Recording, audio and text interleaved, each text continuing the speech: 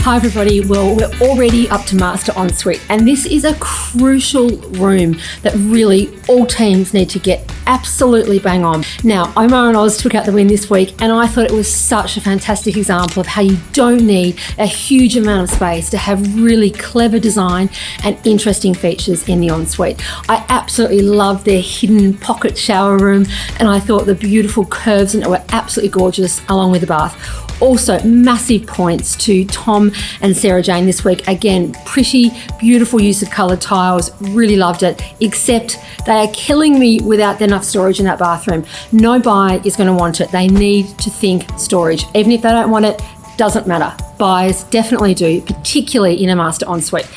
Absolutely love Rachel and Ryan's contemporary bathroom this week. Some of the other judges didn't agree with that, but I think what they're doing is absolutely beautiful. It feels elegant, luxurious, palatial, and I thought the colours and the timber and the tile choices were all spot on for what is a luxury and discerning bathroom that I think many buyers are actually going to love.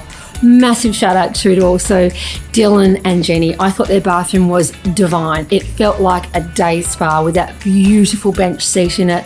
I thought the orientation of everything was perfect.